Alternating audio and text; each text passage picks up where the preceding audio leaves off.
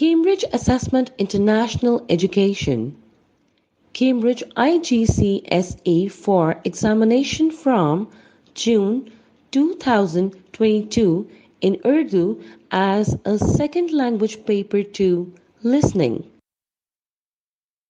Turn over now.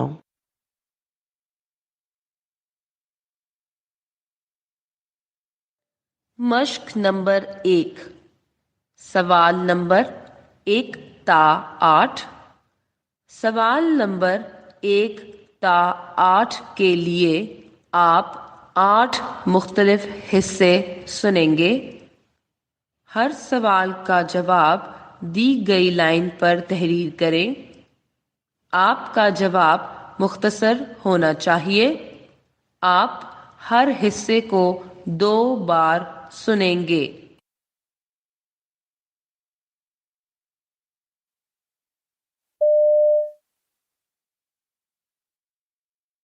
سوال number 1۔ Punjab کے اکثر شہروں میں شدید دھند کے ساتھ اسموگ بھی پھیلی ہوئی ہے۔ محکمہ موسمیات کا کہنا ہے کہ اگلے ہفتے کے دوران ملک کے بالائی علاقوں میں بارش کے بعد اسموگ بتدریج کم ہو کر ختم ہو جائے گی۔ گزشتہ کئی روز سے پڑنے والی اسموگ کے باعث شہریوں کو شدید مشکلات کا سامنا کرنا پڑ رہا ہے۔ اس آلودہ دھند کے باعث گلے اور آنکھوں کی بیماریوں میں بھی اضافہ ہوا ہے۔ پنجاب کے اکثر شہروں میں شدید دھند کے ساتھ اسموگ بھی پھیلی ہوئی ہے۔ محکمہ موسمیات کا کہنا ہے کہ اگلے ہفتے کے دوران ملک کے بالائی علاقوں میں بارش کے بعد اسموگ بتدریج کم ہو کر ختم ہو جائے گی۔ گزشتہ کئی روز سے پڑنے والی اسموگ کے باعث شہریوں کو شدید مشکلات کا سامنا کرنا پڑ رہا ہے۔ اس آلودہ دھند کے باعث گلے اور آنکھوں کی بیماریوں میں بھی اضافہ ہوا ہے۔ سوال نمبر 2۔ رہائشی رقبے کی کمی کی وجہ سے لوگوں نے باغبانی کا شوق اپنے گھروں کی بالکونیوں تک محدود کر لیا ہے۔ اس مقصد کے لیے ایک فیکٹری میں ایسا گملہ تیار کیا گیا ہے جو بہت کم جگہ گھیرتا ہے۔ اس میں آپ ٹماٹر، چیری، کچھ بھی کاشت کر سکتے ہیں۔ پودا مکمل ہونے میں 1 ماہ لیتا ہے اور آپ کو 1 ماہ بعد اس کا پھل کھانے کو مل جاتا ہے۔ رہائشی رقبے کی کمی کی وجہ سے لوگوں نے باغبانی کا شوق اپنے گھروں کی بالکونیوں تک محدود کر لیا ہے۔ اس مقصد کے لیے ایک فیکٹری میں ایسا گملہ تیار کیا گیا ہے جو بہت کم جگہ گھیرتا ہے۔ اس میں آپ ٹماٹر، چیری، کچھ بھی کاشت کر سکتے ہیں۔ پودا مکمل ہونے میں 1 ماہ لیتا ہے اور آپ کو 1 ماہ بعد اس کا پھل کھانے کو مل جاتا ہے۔ سوال نمبر 3۔ عام طور پر بجلی سے چلنے والی کوئی بھی چیز جب خراب ہو جاتی ہے تو ہم سب اسے پھینک دیتے ہیں، کیونکہ اس کو مرمت کرنے کا خرچ نئی چیز کی قیمت سے بھی زیادہ ہوتا ہے۔ حال میں ہی لندن میں ایک تربیتی کورس شروع ہوا جس میں لوگ اپنی خراب ہونے والی چیزوں کی مرمت کرنا سیکھ سکتے ہیں۔ کورس لیڈر کا کہنا ہے کہ لوگ بجلی سے چلنے والی مشینوں کو مرمت کرنے سے ڈرتے ہیں کہ اکثر چیزیں آسانی سے مرمت کی جا سکتی ہیں۔ اس طرح ہم نہ صرف اپنے پیسے بچا سکتے ہیں بلکہ اپنے ماحول کی حفاظت بھی کر سکتے ہیں۔ عام طور پر بجلی سے چلنے والی کوئی بھی چیز جب خراب ہو جاتی ہے تو ہم سب اسے پھینک دیتے ہیں، کیونکہ اس کو مرمت کرنے کا خرچ نئی چیز کی قیمت سے بھی زیادہ ہوتا ہے۔ حال میں ہی لندن میں ایک تربیتی کورس شروع ہوا جس میں لوگ اپنی خراب ہونے والی چیزوں کی مرمت کرنا سیکھ سکتے ہیں۔ کورس لیڈر کا کہنا ہے کہ لوگ بجلی سے چلنے والی مشینوں کو مرمت کرنے سے ڈرتے ہیں کہ اکثر چیزیں آسانی سے مرمت کی جا سکتی ہیں۔ اس طرح ہم نہ صرف اپنے پیسے بچا سکتے ہیں بلکہ اپنے ماحول کی حفاظت بھی کر سکتے ہیں۔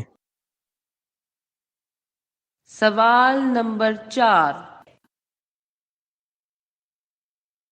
زندگی میں کامیابی کے لیے کوئی نہ کوئی مقصد ہونا ضروری ہے۔ والدین اور اساتذہ ہمیشہ بچوں کو اچھی تعلیم حاصل کرنے اور معاشرے میں اپنا مثبت کردار ادا کرنے کی ترغیب دیتے ہیں۔ ہر انسان کو چاہیے کہ وہ اپنی صلاحیتوں کو پہچانے اور انہیں نکھارے۔ جو لوگ دوسروں کی خدمت کرتے ہیں اور معاشرے کو بہتر بنانے میں اپنا حصہ ڈالتے ہیں، وہی حقیقی معنوں میں کامیاب ہوتے ہیں۔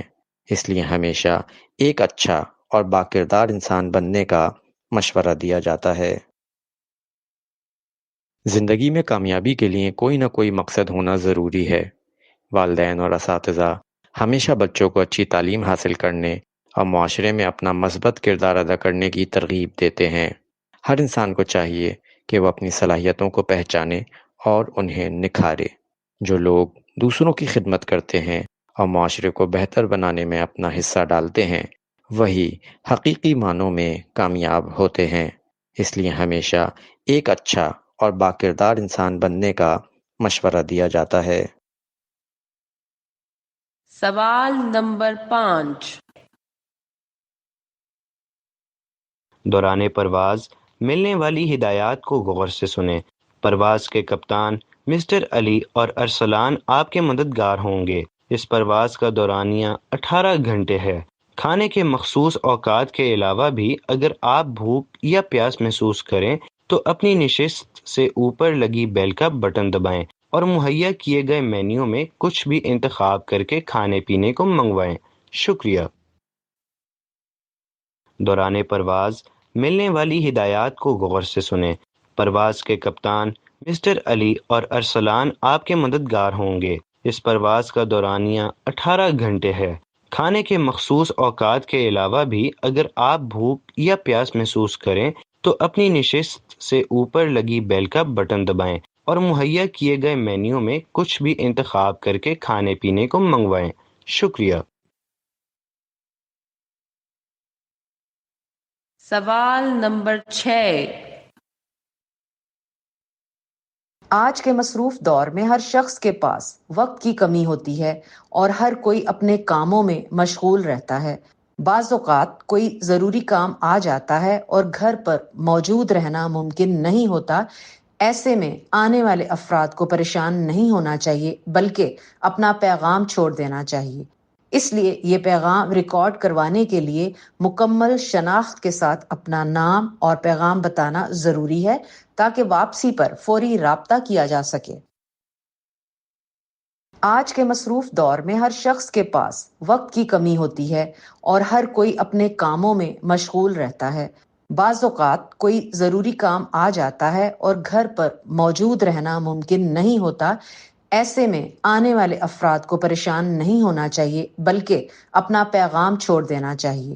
اس لیے یہ پیغام ریکارڈ کروانے کے لیے مکمل شناخت کے ساتھ اپنا نام اور پیغام بتانا ضروری ہے تاکہ واپسی پر فوری رابطہ کیا جا سکے۔ سوال نمبر 7۔ محکمہ موسمیات نے پیشگوئی کی ہے کہ صوبائی دارالحکومت لاہور میں شروع ہونے والا رمجھم کا سلسلہ آئندہ 24 گھنٹوں میں بھی جاری رہے گا، جس کے باعث موسم مزید خوشگوار ہو جائے گا۔ واضح رہے لاہور گزشتہ پیر بادلوں اور دھند کی لپیٹ میں رہا، جبکہ منگل کے روز ہلکی بوندا باندی کے بعد خوشگوار دھوپ نکل آئی تھی۔ محکمہ موسمیات نے یہ بھی پیشگوئی کی تھی کہ جنوری کے پہلے ہفتے میں ہونے والی مسلسل بارشوں کے باعث سردی میں اضافہ ہو جائے گا، لیکن یہ پیش گوئی درست ثابت نہ ہوئی۔ محکمہ موسمیات نے پیشگوئی کی ہے کہ صوبائی دارالحکومت لاہور میں شروع ہونے والا رمجھم کا سلسلہ آئندہ 24 گھنٹوں میں بھی جاری رہے گا، جس کے باعث موسم مزید خوشگوار ہو جائے گا۔ واضح رہے لاہور گزشتہ پیر بادلوں اور دھند کی لپیٹ میں رہا، جبکہ منگل کے روز ہلکی بوندا باندی کے بعد خوشگوار دھوپ نکل آئی تھی۔ محکمہ موسمیات نے یہ بھی پیشگوئی کی تھی کہ جنوری کے پہلے ہفتے میں ہونے والی مسلسل بارشوں کے باعث سردی میں اضافہ ہو جائے گا، لیکن یہ پیش گوئی درست ثابت نہ ہوئی۔ سوال نمبر 8۔ گھر میں ماں اپنے بچوں کا بہت خیال رکھتی ہے اور ہر وقت ان کی ضروریات پوری کرنے کی کوشش کرتی ہے۔ بچے بھی جب بڑے ہو جاتے ہیں تو وہ اپنی ماں کو تکلیف سے بچانا چاہتے ہیں۔ مریم ایک سمجھدار اور ذمہ دار بچی تھی جو اپنی ماما کو پریشان نہیں دیکھنا چاہتی تھی۔ اس نے محسوس کیا کہ ماما پہلے سے بہت تھکی ہوئی ہیں اور انہیں آرام کی ضرورت ہے، اس لیے مریم نے اپنی ماما کو کمرے میں کھانا لانے سے منع کر دیا۔ گھر میں ماں اپنے بچوں کا بہت خیال رکھتی ہے اور ہر وقت ان کی ضروریات پوری کرنے کی کوشش کرتی ہے۔ بچے بھی جب بڑے ہو جاتے ہیں تو وہ اپنی ماں کو تکلیف سے بچانا چاہتے ہیں۔ مریم ایک سمجھدار اور ذمہ دار بچی تھی جو اپنی ماما کو پریشان نہیں دیکھنا چاہتی تھی۔ اس نے محسوس کیا کہ ماما پہلے سے بہت تھکی ہوئی ہیں اور انہیں آرام کی ضرورت ہے، اس لیے مریم نے اپنی ماما کو کمرے میں کھانا لانے سے منع کر دیا۔ مشق نمبر 1 ختم ہوئی۔ اب آپ تھوڑی دیر میں مشق نمبر 2 سنیں گے۔ پرچے میں دیے گئے مشق نمبر 2 کے سوالات پڑھیں۔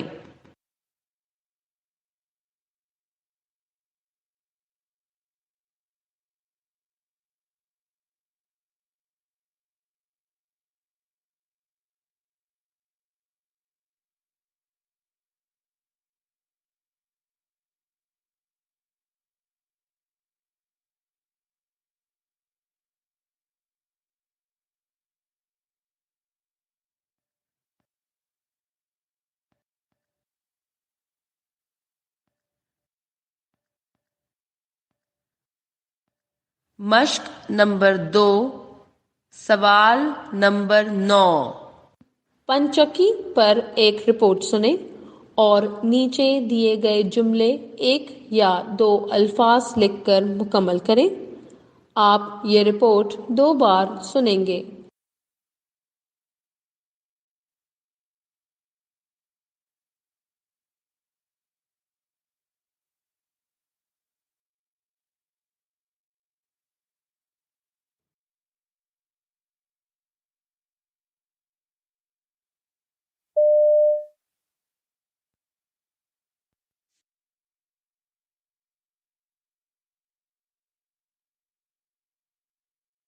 پنچکی آٹا پیسنے والی مشین کو کہتے ہیں، جسے مقامی زبان میں جندر اور گراٹ بھی کہا جاتا ہے۔ یہ پتھر کے 2 گول پاٹوں پر مشتمل ہوتی ہے۔ اسے چلانے کے لیے پیٹرول اور ڈیزل کی ضرورت نہیں، بلکہ یہ پانی کی تیز رفتاری سے حرکت کرتی ہے۔ اگر پانی کا پریشر کم ہو تو پنچکی کے کام کرنے کی قوت بھی کم ہو جاتی ہے۔ اس میں پانی پتھر کی سلیٹوں کے نیچے لگے ہوئے پنکھوں کو اپنے پریشر سے چلاتا ہے اور پتھر کے بڑے پاٹوں کے درمیان آٹا پستا جاتا ہے۔ دیہاتی علاقوں میں لوگ جندر کے آٹے کی روٹی کھانا زیادہ پسند کرتے ہیں۔ پہلے تقریباً ہر گھر میں ایک ہاتھ والی چکی ہوا کرتی تھی جو گھر کے کونے میں نصب ہوتی تھی۔ عورتیں صبح سویرے پورے دن کا آٹا پیسا کرتی تھیں اور صحت بخش آٹا کھاتی تھیں، لیکن اب ان کی جگہ جدید چکیوں نے لے لی ہے جو ڈھیروں دانے منٹوں میں پیس دیتی ہیں۔ نئی نسل اب اس کے بارے میں کچھ نہیں جانتی، بہت سو نے تو اسے کبھی دیکھا بھی نہیں۔ جندر میں پسا آٹا غذائیت سے بھرپور ہوتا ہے۔ گندم میں قدرتی طور پر تیل موجود ہوتا ہے جو بجلی سے آٹا پیستے وقت جل جاتا ہے، جبکہ جندر میں وہ بالکل نہیں جلتا۔ یہی وجہ ہے کہ اس کی روٹی 1 ہفتہ پڑے رہنے کے بعد بھی خشک نہیں ہوتی اور اس کا آٹا لیس دار ہوتا ہے۔ جندر میں پسا آٹا شوگر، یرکان اور معدے کے امراض میں مبتلا لوگوں کے لیے بھی بہت فائدہ مند ہے۔ اس آٹے کی چھان کی بھاپ لینے سے نزلہ زکام کا بھی علاج کیا جاتا ہے۔ پاکستان میں اب پنچکیاں ختم ہو چکی ہیں۔ مانسہرہ کے تاریخی شہر جفا میں ابھی بھی یہ ثقافت موجود ہے۔ اس کے علاوہ اوکاڑا میں شتگرہ روڈ پر بھی 1990 میں لگائی گئی 3 میں سے 1 پنچکی چل رہی ہے، لیکن وہ بھی حکومتی سرپرستی نہ ہونے کی بنا پر خستہ حال ہو چکی ہے۔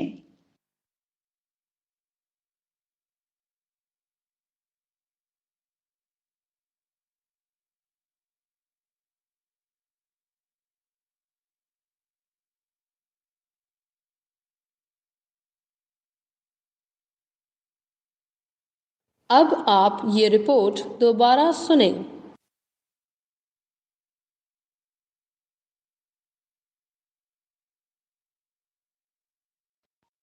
پنچکی آٹا پیسنے والی مشین کو کہتے ہیں، جسے مقامی زبان میں جندر اور گراٹ بھی کہا جاتا ہے۔ یہ پتھر کے دو گول پاٹوں پر مشتمل ہوتی ہے۔ اسے چلانے کے لیے پیٹرول اور ڈیزل کی ضرورت نہیں، بلکہ یہ پانی کی تیز رفتاری سے حرکت کرتی ہے۔ اگر پانی کا پریشر کم ہو تو پنچکی کے کام کرنے کی قوت بھی کم ہو جاتی ہے۔ اس میں پانی پتھر کی سلیٹوں کے نیچے لگے ہوئے پنکھوں کو اپنے پریشر سے چلاتا ہے اور پتھر کے بڑے پاٹوں کے درمیان آٹا پستا جاتا ہے۔ دیہاتی علاقوں میں لوگ جندر کے آٹے کی روٹی کھانا زیادہ پسند کرتے ہیں۔ پہلے تقریباً ہر گھر میں ایک ہاتھ والی چکی ہوا کرتی تھی، جو گھر کے کونے میں نصب ہوتی تھی۔ عورتیں صبح سویرے پورے دن کا آٹا پیسا کرتی تھیں اور صحت بخش آٹا کھاتی تھیں، لیکن اب ان کی جگہ جدید چکیوں نے لے لی ہے، جو ڈھیروں دانے منٹوں میں پیس دیتی ہیں۔ نئی نسل اب اس کے بارے میں کچھ نہیں جانتی، بہت سو نے تو اسے کبھی دیکھا بھی نہیں۔ جندر میں پسا آٹا غذائیت سے بھرپور ہوتا ہے۔ گندم میں قدرتی طور پر تیل موجود ہوتا ہے، جو بجلی سے آٹا پیستے وقت جل جاتا ہے، جبکہ جندر میں وہ بالکل نہیں جلتا۔ یہی وجہ ہے کہ اس کی روٹی ایک ہفتہ پڑے رہنے کے بعد بھی خشک نہیں ہوتی اور اس کا آٹا لیسدار ہوتا ہے۔ جندر میں پسا آٹا شوگر، یرکان اور معدے کے امراض میں مبتلا لوگوں کے لیے بھی بہت فائدہ مند ہے۔ اس آٹے کی چھان کی بھاپ لینے سے نزلہ زکام کا بھی علاج کیا جاتا ہے۔ پاکستان میں اب پنچکیاں ختم ہو چکی ہیں۔ مانسہرہ کے تاریخی شہر جفا میں ابھی بھی یہ ثقافت موجود ہے۔ اس کے علاوہ اوکاڑا میں شتگرہ روڈ پر بھی 1990 میں لگائی گئی 3 میں سے ایک پنچکی چل رہی ہے، لیکن وہ بھی حکومتی سرپرستی نہ ہونے کی بنا پر خستہ حال ہو چکی ہے۔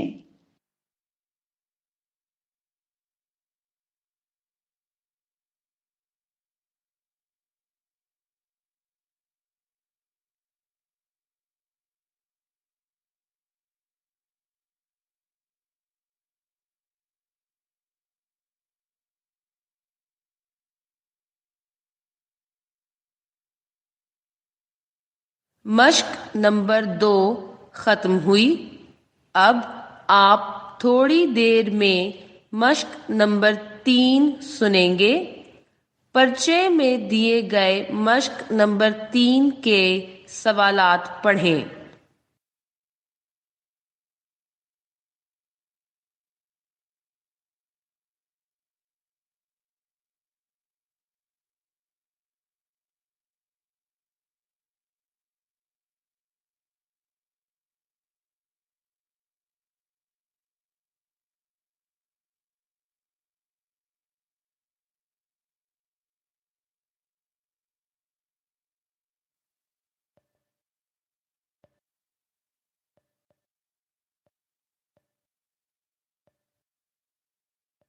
مشق نمبر 3 سوال نمبر 10۔ آپ نظم و ضبط کے متعلق 6 اشخاص کی گفتگو سن رہے ہیں۔ ہر ایک شخص کو اس کی دی گئی رائے A تا G سے ملائیں۔ ہر شخص کے لیے انگریزی حروف A تا G میں سے ایک حرف دیے گئے خانے میں لکھیں۔ ہر حرف کا استعمال صرف ایک بار کریں۔ ایک حرف اضافی ہے جسے استعمال کرنے کی ضرورت نہیں ہے۔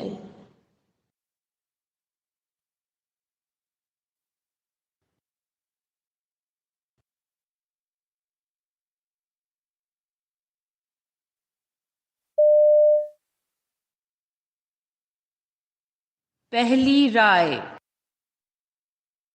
میرے نزدیک اللہ تعالیٰ نے انسان کو تمام مخلوقات میں سب سے افضل بنایا ہے۔ اور اس کی سب سے بڑی وجہ عقل اور علم کی نعمت ہے۔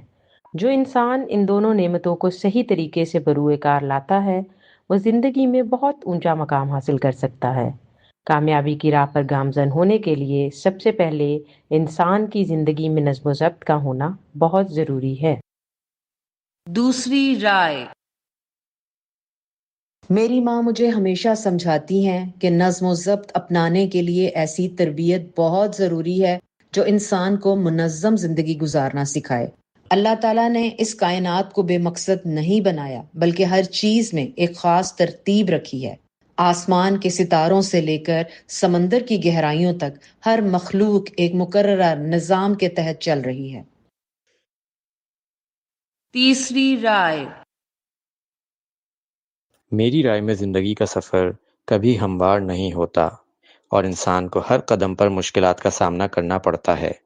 تاہم اگر انسان اپنے روزمرہ کے کاموں کو سوچ سمجھ کر منصوبہ بندی کے ساتھ انجام دے تو پریشانیاں کافی حد تک کم ہو جاتی ہیں۔ اگر میں اپنی زندگی میں ترتیب اور انضباط نہ اپناؤں تو نہ صرف میرے کام بگڑیں گے بلکہ لوگوں کی نظر میں میری قدر و قیمت بھی کم ہو جائے گی۔ چوتھی رائے۔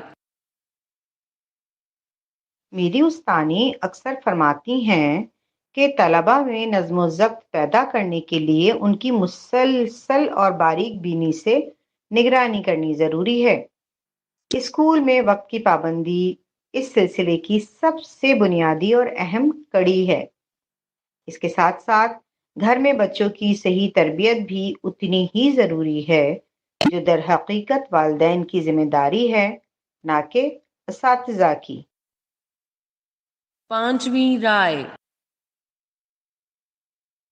ایک ماں کی حیثیت سے میرا یہ ماننا ہے کہ بچے کی تربیت گھر سے ہی شروع ہوتی ہے۔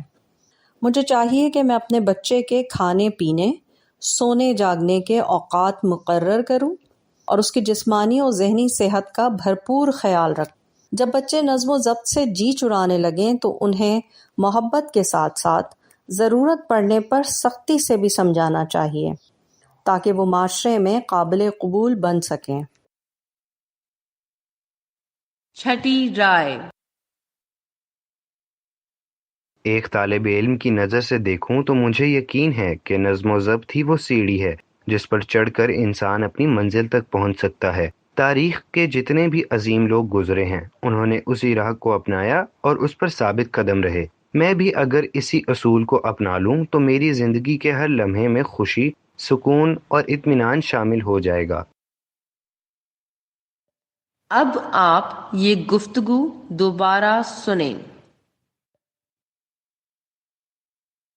پہلی رائے۔ میرے نزدیک اللہ تعالیٰ نے انسان کو تمام مخلوقات میں سب سے افضل بنایا ہے اور اس کی سب سے بڑی وجہ عقل اور علم کی نعمت ہے۔ جو انسان ان دونوں نعمتوں کو صحیح طریقے سے بروئے کار لاتا ہے وہ زندگی میں بہت اونچا مقام حاصل کر سکتا ہے۔ کامیابی کی راہ پر گامزن ہونے کے لیے سب سے پہلے انسان کی زندگی میں نظم و ضبط کا ہونا بہت ضروری ہے۔ دوسری رائے۔ میری ماں مجھے ہمیشہ سمجھاتی ہیں کہ نظم و ضبط اپنانے کے لیے ایسی تربیت بہت ضروری ہے جو انسان کو منظم زندگی گزارنا سکھائے۔ اللہ تعالیٰ نے اس کائنات کو بے مقصد نہیں بنایا بلکہ ہر چیز میں ایک خاص ترتیب رکھی ہے۔ آسمان کے ستاروں سے لے کر سمندر کی گہرائیوں تک ہر مخلوق ایک مقررہ نظام کے تحت چل رہی ہے۔ تیسری رائے۔ میری رائے میں زندگی کا سفر کبھی ہموار نہیں ہوتا اور انسان کو ہر قدم پر مشکلات کا سامنا کرنا پڑتا ہے۔ تاہم اگر انسان اپنے روزمرہ کے کاموں کو سوچ سمجھ کر منصوبہ بندی کے ساتھ انجام دے تو پریشانیاں کافی حد تک کم ہو جاتی ہیں۔ اگر میں اپنی زندگی میں ترتیب اور انضباط نہ اپناؤں تو نہ صرف میرے کام بگڑیں گے بلکہ لوگوں کی نظر میں میری قدر و قیمت بھی کم ہو جائے گی۔ چوتھی رائے۔ میری استانی اکثر فرماتی ہیں کہ طلباء میں نظم و ضبط پیدا کرنے کے لیے ان کی مسلسل اور باریک بینی سے نگرانی کرنی ضروری ہے۔ اسکول میں وقت کی پابندی اس سلسلے کی سب سے بنیادی اور اہم کڑی ہے۔ اس کے ساتھ ساتھ گھر میں بچوں کی صحیح تربیت بھی اتنی ہی ضروری ہے جو در حقیقت والدین کی ذمہ داری ہے، نہ کہ اساتذہ کی۔ پانچویں رائے۔ ایک ماں کی حیثیت سے میرا یہ ماننا ہے کہ بچے کی تربیت گھر سے ہی شروع ہوتی ہے۔ مجھے چاہیے کہ میں اپنے بچے کے کھانے پینے، سونے جاگنے کے اوقات مقرر کروں اور اس کی جسمانی اور ذہنی صحت کا بھرپور خیال رکھوں۔ جب بچے نظم و ضبط سے جی چرانے لگیں تو انہیں محبت کے ساتھ ساتھ ضرورت پڑنے پر سختی سے بھی سمجھانا چاہیے تاکہ وہ معاشرے میں قابل قبول بن سکیں۔ چھٹی رائے۔ ایک طالب علم کی نظر سے دیکھوں تو مجھے یقین ہے کہ نظم و ضبط ہی وہ سیڑھی ہے جس پر چڑھ کر انسان اپنی منزل تک پہنچ سکتا ہے۔ تاریخ کے جتنے بھی عظیم لوگ گزرے ہیں انہوں نے اسی راہ کو اپنایا اور اس پر ثابت قدم رہے۔ میں بھی اگر اسی اصول کو اپنا لوں تو میری زندگی کے ہر لمحے میں خوشی، سکون اور اطمینان شامل ہو جائے گا۔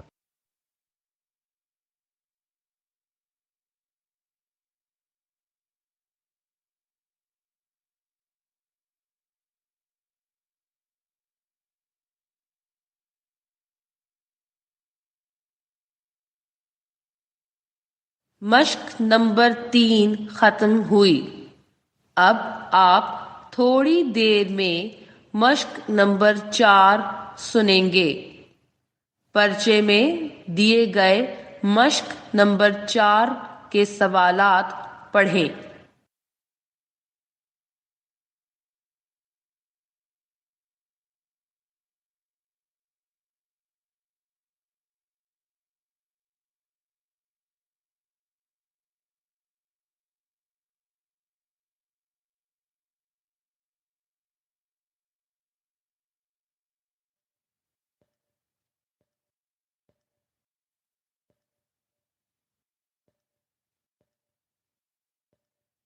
مشق نمبر 4، سوال نمبر 11 تا 18۔ آپ رامین اور ہمنا کے درمیان چونٹی کے بارے میں گفتگو سن رہے ہیں۔ گفتگو سن کر ہر سوال کے لیے اے، بی، سی میں سے صحیح جواب کے سامنے دیے گئے خانے میں ٹک کا نشان لگائیں۔ آپ یہ گفتگو 2 بار سنیں گے۔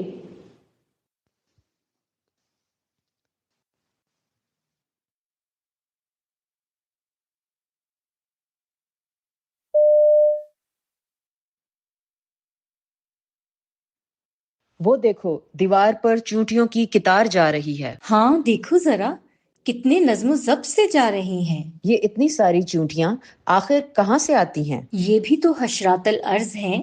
جس طرح باقی تمام حشرات پائے جاتے ہیں اسی طرح یہ بھی موجود ہیں۔ لیکن یہ ہمیشہ اتنی تعداد میں کیوں ہوتی ہیں؟ میں نے کبھی کسی ایک چونٹی کو اکیلے جاتے ہوئے نہیں دیکھا۔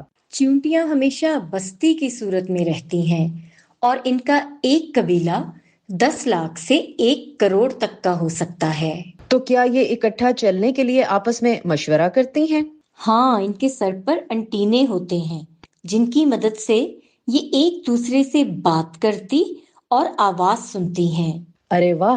اور کیا جانتی ہو ان کے بارے میں؟ ان کی عمر 40 سے 45 دن ہوتی ہے اور زیادہ تر چیونٹیاں پانی میں بھی 20 سے 24 گھنٹے تک زندہ رہ سکتی ہیں۔ لیکن یہ کھاتی کیا ہیں؟ ان کی پسندیدہ خوراک ہر طرح کا میٹھا ہے اور خاص طور پر شکر۔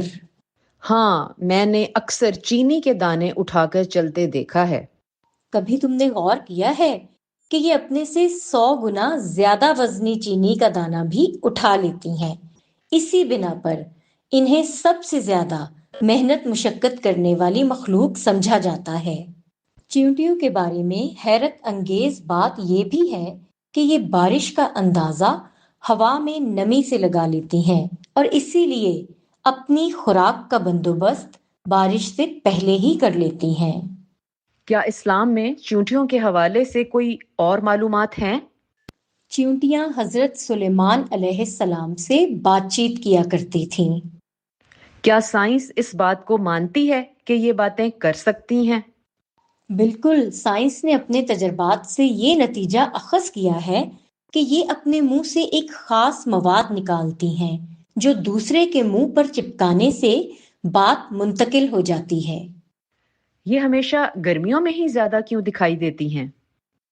یہ زیادہ سردی میں زندہ نہیں رہ سکتی، اس لیے گرمیاں آتے ہی باہر نکل آتی ہیں۔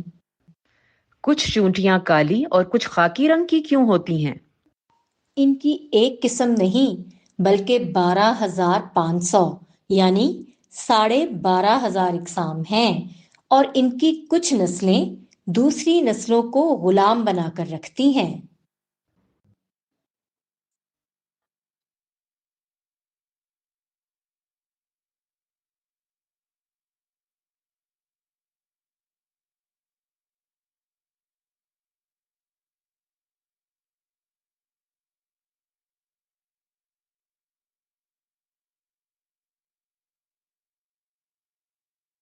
اب آپ یہ گفتگو دوبارہ سنیں۔ وہ دیکھو، دیوار پر چونٹیوں کی قطار جا رہی ہے۔ ہاں دیکھو ذرا، کتنے نظم و ضبط سے جا رہی ہیں۔ یہ اتنی ساری چونٹیاں آخر کہاں سے آتی ہیں؟ یہ بھی تو حشرات الارض ہیں، جس طرح باقی تمام حشرات پائے جاتے ہیں اسی طرح یہ بھی موجود ہیں۔ لیکن یہ ہمیشہ اتنی تعداد میں کیوں ہوتی ہیں؟ میں نے کبھی کسی ایک چونٹی کو اکیلے جاتے ہوئے نہیں دیکھا۔ چیونٹیاں ہمیشہ بستی کی صورت میں رہتی ہیں اور ان کا ایک قبیلہ 10 لاکھ سے 1 کروڑ تک کا ہو سکتا ہے۔ تو کیا یہ اکٹھا چلنے کے لیے آپس میں مشورہ کرتی ہیں؟ ہاں، ان کے سر پر انٹینے ہوتے ہیں جن کی مدد سے یہ ایک دوسرے سے بات کرتی اور آواز سنتی ہیں۔ ارے واہ! اور کیا جانتی ہو ان کے بارے میں؟ ان کی عمر 40 سے 45 دن ہوتی ہے اور زیادہ تر چیونٹیاں پانی میں بھی 20 سے 24 گھنٹے تک زندہ رہ سکتی ہیں۔ لیکن یہ کھاتی کیا ہیں؟ ان کی پسندیدہ خوراک ہر طرح کا میٹھا ہے اور خاص طور پر شکر۔ ہاں، میں نے اکثر چینی کے دانے اٹھا کر چلتے دیکھا ہے۔ کبھی تم نے غور کیا ہے کہ یہ اپنے سے 100 گنا زیادہ وزنی چینی کا دانہ بھی اٹھا لیتی ہیں؟ اسی بنا پر انہیں سب سے زیادہ محنت مشقت کرنے والی مخلوق سمجھا جاتا ہے۔ چیونٹیوں کے بارے میں حیرت انگیز بات یہ بھی ہے کہ یہ بارش کا اندازہ ہوا میں نمی سے لگا لیتی ہیں اور اسی لیے اپنی خوراک کا بندوبست بارش سے پہلے ہی کر لیتی ہیں۔ کیا اسلام میں چونٹیوں کے حوالے سے کوئی اور معلومات ہیں؟ چیونٹیاں حضرت سلیمان علیہ السلام سے بات چیت کیا کرتی تھیں۔ کیا سائنس اس بات کو مانتی ہے کہ یہ باتیں کر سکتی ہیں؟ بالکل، سائنس نے اپنے تجربات سے یہ نتیجہ اخذ کیا ہے کہ یہ اپنے منہ سے ایک خاص مواد نکالتی ہیں جو دوسرے کے منہ پر چپکانے سے بات منتقل ہو جاتی ہے۔ یہ ہمیشہ گرمیوں میں ہی زیادہ کیوں دکھائی دیتی ہیں؟ یہ زیادہ سردی میں زندہ نہیں رہ سکتی، اس لیے گرمیاں آتے ہی باہر نکل آتی ہیں۔ کچھ چونٹیاں کالی اور کچھ خاکی رنگ کی کیوں ہوتی ہیں؟ ان کی ایک قسم نہیں بلکہ 12,500 یعنی 12,500 اقسام ہیں، اور ان کی کچھ نسلیں دوسری نسلوں کو غلام بنا کر رکھتی ہیں۔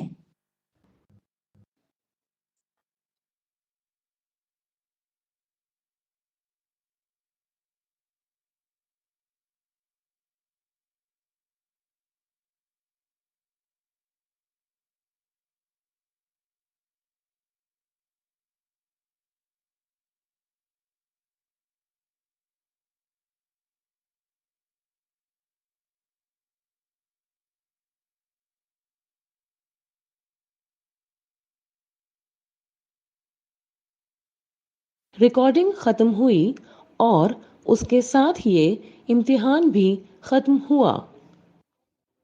This is the end of the recording and of the examination.